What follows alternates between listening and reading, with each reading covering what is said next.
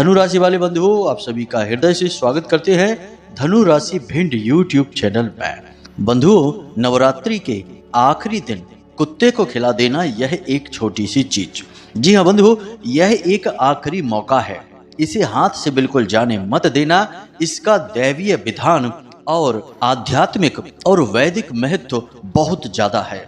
यदि आप यह एक छोटी सी चीज नवरात्रि के आखिरी दिन कुत्ते को खिला देते हैं तो माता रानी आपसे इतनी प्रसन्न हो जाएंगी कि जाते जाते अपने सारे खजाने आपके लिए खोल देंगी। जी हाँ बंधुओं, कहने का मतलब यह है कि फिर माता रानी की संपूर्ण कृपा और आशीर्वाद आपको प्राप्त हो जाएगा और फिर वह होगा जो अब तक आपके जीवन में नहीं हो पाया है। जिन चीजों के लिए आप अब तक तड़प रहे हो, जो आपको अब तक मिल नहीं पाई हैं, वे सारी चीजें, सारी खुशियां आपके कदमों में आ गिरेंगी। याद रखना बंधुओं, जिन पर कृपा मात की होई तिन पर कृपा करे सब कोई। यानी कि माता रानी की कृपा एक बार यदि आपको मिलनी शुरू हो जाएगी तो उसके बाद हर एक दिव्य शक्ति आपके लिए तैयार खड़ी है, आपकी सेवा में, आपको वह सब कुछ देने के लिए जिसके लिए आप निरंतर प्रयास कर रहे हैं, निरंतर तड़प रहे हैं।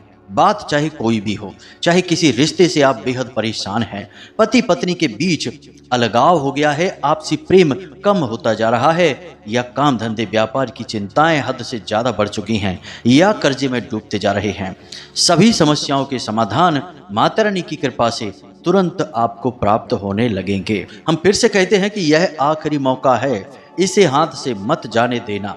कोई भी दिव्य शक्ति दो ही समय पर अत्यधिक प्रबल होती है। पहला, जब वह इस संसार में भ्रमण करने के लिए प्रवेश करती है, और दूसरा, जब वह इस संसार से भ्रमण करने के बाद गमन करती है, यानी कि दिव्य शक्ति का विसर्जन काल। अब यदि आप दिव्य शक्तियों के स्वभाव से परिचित हैं, वैदिक हैं, ज्ञानी हैं, तो आप इन दो समय का बहुत अधिक लाभ ले लेंगे। आपने देखा होगा कि बहुत से लोग पूरे 9 दिन व्रत नहीं रह पाते, तो वे प्रथम दिन और अंतिम दिन नवरात्रि में व्रत अवश्य रहते ही हैं, ताकि माता रानी के इन अत्यंत शक्तिशाली और शुभ दिनों का इन्हें पूरा लाभ प्राप्त हो जाए। हम इसी वजह से आपसे बार बार कह रहे हैं कि आप इस मौके को हाथ से मत जाने देना। यह एक छोटी सी चीज आप कुत्ते को खिलाकर देखिए, उसके बाद आपके जीवन में कई प्रकार की शुभ घटनाएं होनी शुरू हो जाएंगी और आप अगले दिन से ही उनका प्रभाव महसूस करेंगे। अब कुत्ते को ही क्यों खिलानी है, इसके पीछे वैदिक और धार्मिक कारण क्या है, और सबसे बड़ी बात कि कुछ ऐसे और भी जरूरी काम हैं जिन्हें आपको नवरात्रि के अंतिम दिन अवश्य करना ही चाहिए, जिससे माता रानी आपके जीवन में वो सारी खुशियां, वो सारे पल लेकर आएंगी जिनके लिए आप निरंतर मेहनत तो कर रहे हैं, लेकिन अब तक आपको उनका इंतजार ही है। वे पल, वे खुशियां, वे समय अभी आपको मिल नहीं पाए हैं। तो हम ना केवल आपको उस एक चीज के बारे में बताएंगे, बल्कि हम कुछ और जरूरी कार्यों के विषय में भी आपको बताएंगे जो आपको नवरात्रि के अंतिम दिन अवश्य ही कर लेना चाहिए। और एक बात हम यहाँ पर आपको स्पष्ट तौर पर बता दें बंधुओं कि आप यदि इन कार्यों को हमारे बताए अनुसार करते रहेंगे तो निश्चित तौर पर इस नवरात्रि के बाद आपका जीवन फिर वैसा नहीं रहेगा जैसा अब तक रहा है। 100% बदलाव आएंगे, जीवन में सुधार आएगा, क्योंकि दिव्य शक्तियों का ही सारा खेल होता है जीवन में। यदि दिव्य शक्तियां आपको लाभ देने पर उतारू हो जाएं, तो किसी भिखारी को भी रातों रात राजा बना सकती हैं, और यदि नाराज होकर चली जाएं तो कोई राजा भी रातों रात भिखारी बन जाता है। जी हाँ बंधु, तो अब ध्यान से सुनिए। सबसे पहला कार्य आपको यह करना है कि आपने नवरात्रि के दिनों में जो विशेष उपाय और क्रियाएं की हैं, हमने भी कुछ आपको विशेष उपाय और क्रिया करने के बारे में बताया है। अंतिम दिन या नवरात्रि समाप्त होने के बाद उनके साथ आपको क्या करना है, इस बात का ख्याल आपको विशेष रखना है। कहीं ऐसा ना हो कि समय अधिक गुजर जाए और आपको ख्याल ही ना आए और इन चीजों से जुड़ी हुई, यानी इन क्रियाओं से जुड़ी हुई कोई वस्तु आपके घर में पड़ी रह जाए। बंधुओं, याद रखना कि जब कोई वस्तु पूजा पाठ के अपने कार्य को पूर्ण कर लेती है, उसके बाद वह दिव्य नहीं रहती, फिर वह निर्माल्य बन जाती है, और निर्माल्य में राक्षसों का वास होता है। तो कहीं ऐसा ना हो कि कोई माता रानी से जुड़ी ऐसी वस्तु जिसे आपको विसर्जित करना है, वह आपके घर में पड़ी रह जाए और निर्माल्य बन जाए और आपकी सारी किए कराई मेहनत पर पानी फिर जाए। जी हाँ बंधु, तो जरा इन चीजों पर विचार कर लेना। दूसरा, आपको यह भी करना है कि अंतिम दिन नवरात्रि के आपको अपने घर की यानी मुख्य जो दरवाजा है उसकी अच्छी तरह से साफ सफाई करनी है। कोई कचरे का ढेर, किसी भी प्रकार का भारी कोई सामान अपने घर के दरवाजे पर ना रखें और अपने मुख्य दरवाजे के ठीक सामने अंदर कोई शीशा वगैरह ना लगाएं। जी हाँ बंधु, इनके क्या कारण हैं हम अभी आपको बताते हैं। अगर हो सके तो अपने घर के मुख्य दरवाजे पर गाय के गोबर से लीपन भी अवश्य करवा दें। अब कुछ लोग कहेंगे कि हमारे दरवाजे पर तो रोड है या हमारा घर तो पक्का है, हम कैसे कर सकते हैं। तो ज़्यादा नहीं तो थोड़ा सा एक चौक जैसा आप यानी 2 बाई 2 फुट का एक चौक गाय के गोबर से आप लीप लें। यह अत्यंत आवश्यक है बंधुओं, क्योंकि इसके साथ आपको कुछ जरूरी क्रिया हम बताएंगे जिसे करने से विशेष लाभ होंगे और माता रानी आपके घर में प्रवेश करेंगी। इसी के साथ साथ कुछ जरूरी और छोटे छोटे कार्य और भी हैं जिन्हें करना आपके लिए बेहद अनिवार्य है। उनके विषय में भी आपको हम आगे बताने जा रहे हैं और उस एक चीज के बारे में तो बताएंगे ही, शास्त्रीय और वैदिक प्रमाणों के साथ। हम कोई भी बात यूं ही हवाबाजी में नहीं कह देते हैं, आप अच्छी तरह से जानते हैं। हमारी हर एक बात के पीछे ठोस प्रमाण होते हैं, उपाय और क्रियाओं के पीछे ठोस परिणाम होते हैं, लोगों के ऊपर आजमाए हुए होते हैं, तभी हम उन्हें आपको बताते हैं। माता रानी की कृपा, उनकी अनुभूति और उनके आदेश के आधार पर। जी हाँ बंधुओं, तो अब हम अपने इस विशेष कार्यक्रम को शुरू करें जो कि आपको नवरात्रि के अंतिम दिन बहुत अच्छी तरीके से मार्गदर्शन देने वाला है। इस कार्यक्रम को आपको जरूर देखना है, अंत तक देखना है। हमारा आपसे हाथ जोड़कर निवेदन है, समझिए आपने यह कार्यक्रम देख लिया तो हमारी मेहनत सफल, माता रानी के प्रति हमारी भक्ति और समर्पण और प्रेम भी सफल हो जाएगा, क्योंकि आपके जीवन में सकारात्मकता आ जाएगी। माँ चामुंडा की दिव्य शक्ति आपके घर में हमेशा के लिए निवास कर जाएगी। तो चलिए बंधुओं, हमें उम्मीद है कि आप हमारी भावनाओं को समझ रहे हैं। कार्यक्रम में अंत तक अवश्य ठहरेंगे। आज का कार्यक्रम शुरू करते हैं, लेकिन इससे पहले हम चाहेंगे कि आप हमारी परंपरा के अनुसार माता रानी को आभार अवश्य व्यक्त करें। कमेंट बॉक्स में हाथ जोड़कर पूरे निवेदन के साथ, भाव के साथ, मन में माता रानी को याद करते हुए फिर लिखें, जय मां भद्रकाली कृपा करो। एक बार नहीं 3 बार लिखना। माता रानी निश्चित तौर पर आपके ऊपर कृपा करेंगी और शायद यह उनकी ही कृपा है कि आप इस कार्यक्रम पर आए हैं और इसे देख रहे हैं, क्योंकि यह बिल्कुल समय के अनुकूल है और आपको सर्वोत्तम मार्गदर्शन देने जा रहा है। जी हाँ बंधु, इसी के साथ साथ हमारा आपसे एक छोटा सा निवेदन और भी है कि यदि आप इस चैनल कार्यक्रम पर पहली बार आए हैं तो आप इस चैनल को सब्सक्राइब अवश्य कर लें।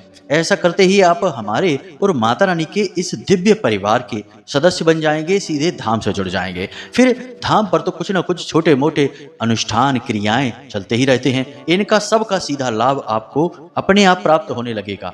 आज आप इस कार्य को करिए और कल से ही अपने जीवन में सकारात्मकता की एक लहर आप महसूस करेंगे। तो चलिए जल्दी से चैनल को सब्सक्राइब करिए, फिर आगे बढ़ते हैं। तो बंधुओं, अब ध्यान से सुनिए, हम एक एक करके आपको सारी बातें पूरे विस्तार के साथ समझाएंगे और आपको कैसे नवरात्रि के अंतिम दिन अपने जीवन में और अपने घर में माता रानी की दिव्य ऊर्जा को विराजमान कर लेना है कि वे कभी बाहर ही ना जाएं। तो अब ध्यान से सुनिए। सबसे पहला कार्य तो आपको यह करना है कि नवरात्रि के अंतिम दिन आपको अपने घर के मुख्य दरवाजे पर दोनों ओर पंचशूलक अवश्य लगाने हैं। यह तो आपको नवरात्रि के पहले दिन ही कर लेना चाहिए था, लेकिन यदि आप नहीं कर पाए हैं और हमने भी आपको इसके विषय में बताया नहीं है, शायद यह विस्मृत हो चुका है, हमारी स्मृति से जा चुका था, इसलिए नहीं बता पाया, तो अब बता रहे हैं। तो आपको अपने घर के मुख्य दरवाजे पर पंचशूलक अवश्य लगा लेने हैं। अब हो सकता है आप नहीं जानते हो कि पंचशूलक क्या होता है। तो आपने देखा होगा कि पुराने जमाने में गांव देहातों में आपने घर के मुख्य दरवाजों पर हल्दी से बने हुए हाथ के पंजों के निशान दोनों तरफ अवश्य देखे होंगे। दोनों पंजों के इस तरफ और उस तरफ, यानी दरवाजे के इस तरफ उस तरफ निशान आपने देखे होंगे। वही निशान आपको बनाने हैं। यदि आपके घर में कोई छोटी कन्या है तो सर्वोत्तम है, फिर तो उसी के हाथों से पंचशूलक लगवाइए, और यदि नहीं तो फिर घर की कोई भी महिला इस कार्य को कर सकती है। पंचशूलक से हर प्रकार की नकारात्मक ऊर्जा का नाश हो जाता है और घर के मुख्य दरवाजे से ही हर प्रकार की नकारात्मक ऊर्जा प्रवेश करती है। यही हमारा शास्त्रीय और वैदिक विधान कहता है और कोई मार्ग नहीं है। तो यदि वहीं पर पंचशूलक लगा दिया तो वहीं पर उस नकारात्मक ऊर्जा के लिए बंधन बन जाएगा, वह अंदर प्रवेश ही नहीं कर पाएगी। दूसरा, अपने घर के मुख्य दरवाजे पर अशोक के पत्तों का, आम के पत्ते का और पीपल के पत्ते का तोरण अवश्य लगाएं। जी हाँ बंधुओं, तीनों पत्ते का एक एक करके तीनों पत्ते लगाएं क्रमबद्ध तरीके से, इनका तोरण अवश्य लगाएं और बीच में एक गेंदे का पुष्प भी लगाते जाएं। यह बहुत ही सुंदर और पूर्ण प्राकृतिक तोरण होगी, इसे अवश्य लगवा लें। अब बाजार से प्लास्टिक के फूल पत्तियों की तोरण ना ले आएं, यह बहुत ही नकारात्मक होगा, यह गलत ही करेगा। देखने में भले ही सुंदर लगे परंतु इसका उपयोग और इसके परिणाम बहुत ही घातक होंगे, नकारात्मक होंगे। तो यह आपको करना है। तीसरा, कलश स्थापन अपने घर के मुख्य दरवाजे पर अवश्य करें। जी हाँ बंधु, आपने देखा होगा कि जब भी आपके घर में कोई मेहमान आता है तो सबसे पहले उसका स्वागत पानी से ही किया जाता है, उसे पानी पीने के लिए दिया जाता है। यह तो हम आम बोलचाल की भाषा में आपको समझा रहे हैं। इसी प्रकार जब हम किसी दिव्य शक्ति को चाहते हैं कि वह हमारे घर में आए, निवास करे, विराजमान हो, तो यह उसके स्वागत के लिए होता है कलश स्थापन की प्रक्रिया। इसे आपको अवश्य करना होगा। हर एक पवित्र कार्य में भी कलश जरूर स्थापित किया जाता है। जल का भरा हुआ पात्र होता है, लोटा होता है, उसे आप जरूर स्थापित करें। तो आपको क्या करना है, कलश स्थापन के लिए सुबह सुबह, नवरात्रि के अंतिम दिन यह क्रिया करनी है। सुबह सुबह सोकर जागें, वैसे ही कोई पवित्र पात्र ले लें, कोई बड़ा, जैसे कि घड़ा ले सकते हैं या फिर कोई धातु का मटका ले सकते हैं, पीतल वगैरह का, या फिर कुछ नहीं तो एक छोटा सा लोटा, तांबे का हो, पीतल का हो, कोई दिक्कत नहीं है। एक लोटा ले लें, बस वह पवित्र होना चाहिए, आपकी रसोई में प्रयोग ना होता हो, आपके रोजमर्रा के जीवन का प्रयोग करने वाला ना हो, पूजा पाठ में ही प्रयोग किया जाने वाला लोटा होना चाहिए। आप उस लोटे को लें और उस लोटे को अच्छी तरीके से धोने मांजने के बाद उस लोटे पर चारों तरफ स्वास्तिक के निशान बनाएं, यानी 4 स्वास्तिक बनाएंगे और उसके बाद बीच में आप सिंदूर से, यानी लाल रंग के सिंदूर से एक टीका लगा देंगे स्वास्तिक के बीच में और थोड़े से काले तिल भी लगा देंगे। यह बहुत ही अनिवार्य क्रिया है, इसे ध्यान से सुनना है आपको। उसके बाद आपको उस लोटे के जो मुख होता है उसके ऊपर 7 बार लपेट देना है मौली को। जी हाँ बंधु, लाल रंग का धागा होता है जिसे हम मौली कहते हैं, उसे 7 बार लपेट देना है, गांठ नहीं लगाना है। और उसके बाद उस लोटे को पूरा स्वच्छ जल से भर लेना है।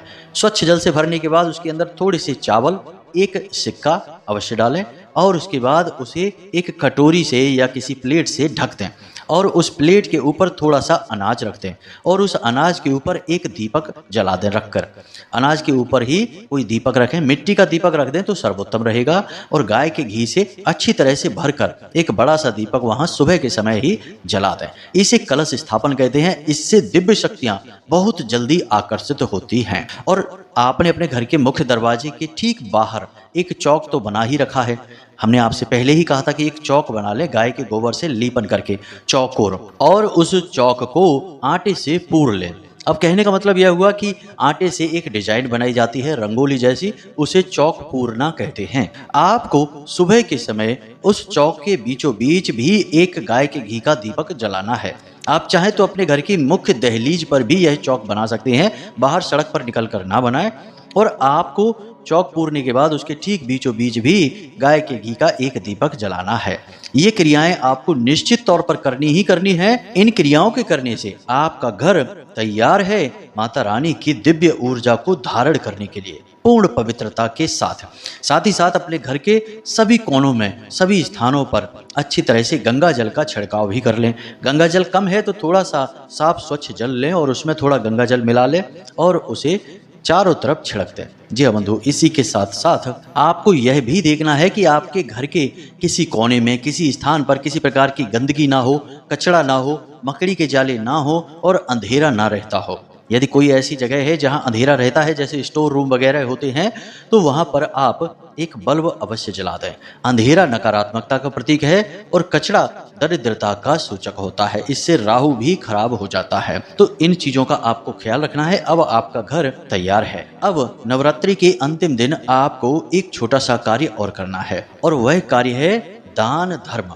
जी हाँ बंधु, अब दान धर्म कैसे होगा? जब आप दान मंदिर में करेंगे जाकर। तो आप चाहें तो अपनी स्वेच्छा के अनुसार मंदिर में जाकर कुछ न कुछ दान अवश्य करें और यदि हो सके तो कम से कम 5 भिखारियों को भोजन और धन का दान करें। जी हाँ बंधुओं, जिसे हम अन्न और धन का दान कहते हैं, यही आज के इंसान की सबसे बड़ी आवश्यकता भी है। तो आपको भोजन और धन दोनों दान करने हैं। किसी को 5 भिखारी आप ले लें कोई भी, और उन्हें भोजन कराएं, कुछ भी खाने के लिए दे दें, कुछ नहीं तो 2-2 समोसे ही दे दें, कचौरी दे दें, और उसके बाद उन्हें ज़्यादा नहीं तो 20-20 रुपए ही दे दें, जिससे आपका दान पूर्ण हो जाएगा। और मंदिर में ही यही क्रिया आप करें, कहीं और नहीं। मंदिर में ही किया गया दान धर्म कहलाता है, बाकी पुण्य कर्म है। अब हो सकता है कि कुछ कुतर्की लोग यह कहने लगें कि ये क्या बात हो गई, पुण्य कर्म है धर्म है, यह तो समझ नहीं आ रहा। तो आप समझिए कि कर्म हमारी आत्मा पर संस्कार के बंधन डालता है, और हमें उसे भोगने के लिए फिर जन्म लेकर आना ही पड़ता है। यानी यह हमें जन्म और मृत्यु के चक्र से बाहर नहीं निकाल सकता है। आप अच्छे कर्म करेंगे तो उसके फल भोगने के लिए भी आपको आना पड़ेगा, और बुरे कर्म करेंगे तो उसके फल भोगने के लिए तो आना ही पड़ेगा।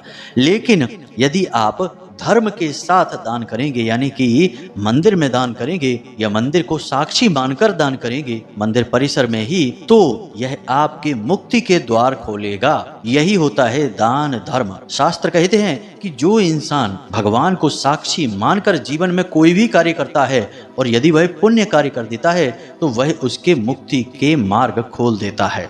और मुक्त होना तो हर एक जीव का सर्वप्रथम कर्तव्य भी है और चाह भी है। अब किसके मन में यह चाह कब जागृत होती है, यह तो उसकी अनेक जन्मों की यात्रा और उपलब्धियां ही तय करती हैं। तो उम्मीद है कि हमने ऐसे लोगों के इस प्रश्न का जवाब यहाँ दे दिया है। तो अब आगे बढ़ते हैं और आपको बताते हैं उस एक चीज के विषय में। अब यहाँ पर कुत्ते को ही हम क्यों शामिल कर रहे हैं, कुछ खिलाने के लिए। इसके पीछे क्या कारण है, इसे आप ध्यान से समझिए। बंधुओं, हम नवरात्रि में शक्ति के जिन रूपों की पूजा करते हैं, वे सारे के सारे रूप माता पार्वती के ही स्वरूप हैं। माता पार्वती ने 9 अलग अलग रूपों में भोले बाबा को प्रसन्न करने की कोशिश की थी, या यूं कहें कि तप किया था। और उन्हीं 9 अलग अलग रूपों को हम आज 9 देवियों के रूप में पूजते हैं। जी हाँ बंधुओं, तो अब माता पार्वती जब 9 रूपों में प्रकट होती हैं तो नवरात्रि बन जाती हैं। उसी प्रकार कुत्ते का सीधा संबंध माता से इस प्रकार हो जाता है कि कुत्ता काल भैरव का वाहन है, और काल भैरव स्वयं भोलेनाथ के ही प्रतीक हैं, यूं कहें कि उन्हीं के अंशावतार हैं। और दूसरा यहाँ पर एक सबसे बड़ा कारण यह भी बन जाता है कि माता रानी के साथ हर समय भैरव रहते ही हैं। भैरव अलग अलग रूपों में अलग अलग प्रकार के होते हैं, कई प्रकार होते हैं भैरव के, लेकिन हर एक प्रकार के भैरव माता रानी के साथ हमेशा चलते ही हैं, और भैरव का वाहन है कुत्ता। तो ऐसे में यदि आप कुत्ते को भोजन कराते हैं तो इससे ना केवल माता रानी प्रसन्न होती हैं, बल्कि भैरव भी प्रसन्न हो जाते हैं। और भैरव के प्रसन्न होने से आपको क्या लाभ है, इसे आप जरा ध्यान से समझिए।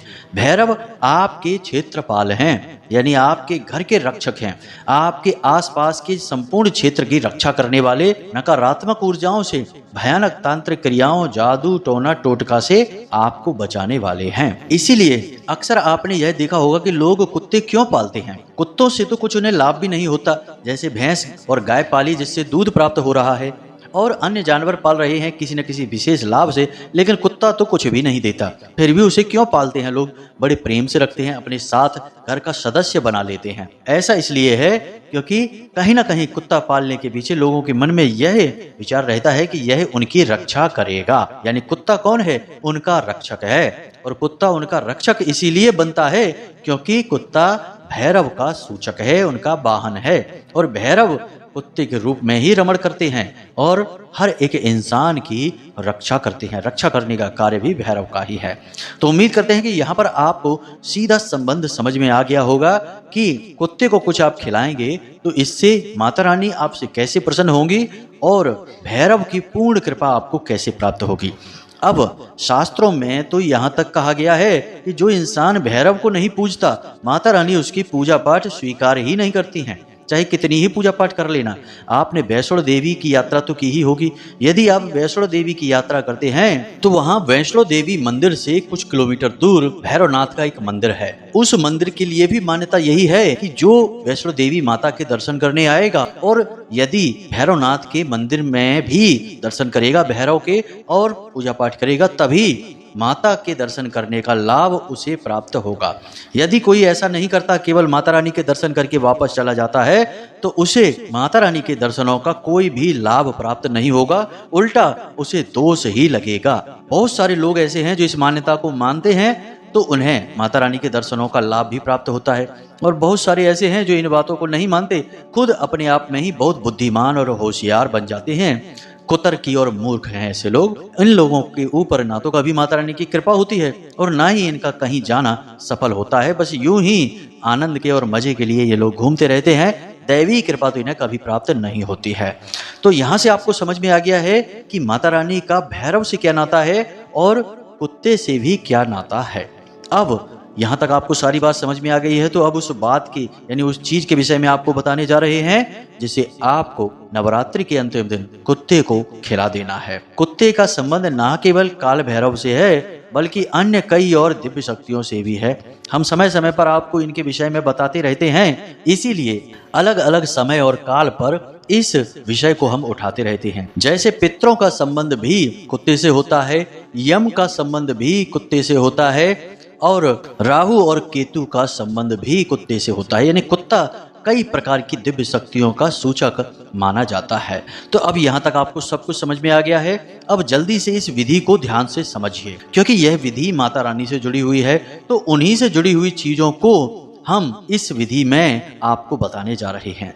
ध्यान से समझना है सब कुछ, और जैसा आपको बता रहे हैं बिल्कुल वैसा ही इस विधि को प्रयोग करना है, तभी आपको पूर्ण लाभ प्राप्त होगा। तो अब इसके लिए आपको कुत्ते को खिलाने के लिए रोटी बनानी है। अब ध्यान से सुनिए, एक रोटी ही बनानी है, बड़ी सी और मोटी सी रोटी बनानी है। इस रोटी को आपको मीठा बनाना है। बाजार से आप लेकर आएंगे खांड। यह शक्कर का ही एक रूप होता है, लेकिन यह शुद्ध होता है, इसमें कोई मिलावट नहीं होती, केमिकल नहीं होते हैं, और इसका रंग लाल होता है। इसे खांड कहते हैं, कहीं कहीं पर देसी खांड के नाम से भी जानते हैं। यदि आपको यह ना मिल पाए तो घबराने की जरूरत नहीं है, आप गुड़ का प्रयोग कर सकते हैं। गुड़ का प्रयोग आपको आटे में करना है, यानी गुड़ को घोलकर पानी में और उसमें आटे को आपको मारना है और उसकी लोई बनानी है।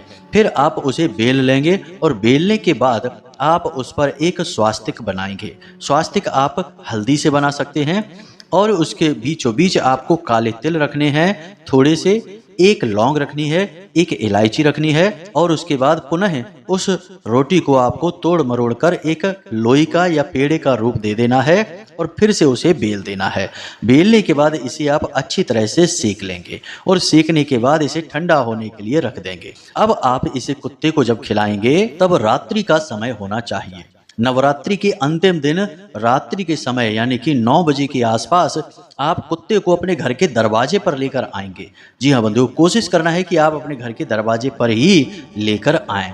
और अब आप कुत्ते को जब यह रोटी खिला रहे हों तो आपका मुख उत्तर दिशा की ओर होना चाहिए। उत्तर दिशा की ओर मुंह रख के आप इस रोटी को कुत्ते को खिलाएंगे। बस इतना सा आपको करना है, कोई विशेष क्रिया नहीं है, बहुत मामूली सी साधारण सी क्रिया है, लेकिन इस क्रिया का आपको लाभ बहुत चमत्कारी प्राप्त हो जाएगा।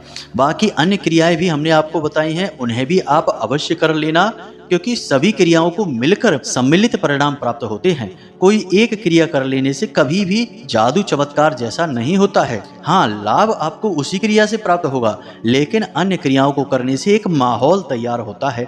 जैसे डॉक्टर दवाई देते हैं तो साथ ही साथ 10 बातें और बता देते हैं जिन्हें हम परहेज कहते हैं, कि अब ये नहीं खाना, ऐसे नहीं करना, यहाँ नहीं जाना, ये नहीं करना, वो नहीं करना।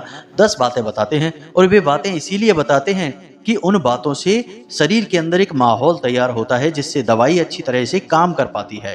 तो ठीक इसी प्रकार हमने आपको जो चीज़ें बताई हैं उन्हें भी आप अवश्य कर लेना, फिर आप इस क्रिया को करना तो 100% आपके दुख तकलीफ दूर होंगे, और निश्चित तौर पर धन संपत्ति तो अटूट मात्रा में आपके जीवन में, आपके घर में आएगी ही, और हर प्रकार की नकारात्मकता आपके घर से दूर भाग जाएगी। तो अब उम्मीद करते हैं कि यहाँ तक सारी बातें आपको समझ में आ गई हैं। फिर भी यदि कोई प्रश्न आपके मन में उठे तो आप बेफिक्र होकर कमेंट पर पूछें या फिर व्हाट्सएप नंबर पर मैसेज करके पूछ लें। हमें समय मिलेगा तो हम आपके प्रश्नों के जवाब आपको अवश्य देंगे। बंधुओं, याद रहना कि हजारों लोग हमसे निरंतर प्रतिदिन प्रश्न पूछते रहते हैं। अब सभी के प्रश्नों के जवाब दे पाना तो संभव नहीं है। माता रानी की सेवा भी करनी है और अधिकतर समय हमारा इसी कार्य में गुजरता है। तो हम इसीलिए अपने वीडियो में आपको विस्तार से सारी बातें बताते हैं और वीडियो हमारा थोड़ा सा लंबा हो जाता है, तो आपको सारे जवाब वीडियो में ही मिल जाते हैं। और यदि नहीं मिले तो प्रश्न करने के बाद आपको धैर्य भी रखना होगा। माता रानी यदि चाहेंगी तो हमें समय मिलेगा तो हम आपके प्रश्न का सटीक जवाब आपको अवश्य देंगे, अन्यथा किसी अन्य वीडियो में आपकी बात का जवाब अवश्य आपको मिल ही जाएगा। याद रखना कि हम अपने मन से कम माता रानी के द्वारा दी गई अनुभूतियों से अधिक चलते हैं। तो वे अगर चाहेंगी कि आपके प्रश्न का जवाब मिलना चाहिए तो अगले किसी कार्यक्रम में तुरंत हमारे मन में वैसे विचार डालेंगे और हम बिना कहे ही आपके प्रश्न का जवाब देने लग जाएंगे। यह विचित्र सी बात है, परंतु हमारे जीवन का व्यक्तिगत अनुभव है, इसलिए हम आपको बता रहे हैं। हमें तो ऐसा ही महसूस होता रहता है। बाकी माता रानी जाने और आप जाने। इसी के साथ साथ आज की इस वीडियो को विराम देते हैं। निवेदन आपसे बस यही है कि हमेशा हंसते रहिए, मुस्कुराते रहिए, दिल में तकलीफ चाहे कितनी भी हो, चेहरे पर एक मीठी सी मुस्कान बनाए रहिए और उम्मीद को कभी मत खोना। दिन में एक बार मंदिर अवश्य हो आना, क्योंकि आपका उद्धार तो उन्हीं की कृपा से होना है। माता रानी आपके साथ हैं, बिल्कुल बेफिक्र रहिए। चलिए आज के इस कार्यक्रम को समाप्त करते हैं। मिलते हैं अगले ज्ञानवर्धक कार्यक्रम में। तब तक प्रेम से बोलिए जय माई की, जय मां भद्रकाली। माता रानी आपका कल्याण करें। धन्यवाद।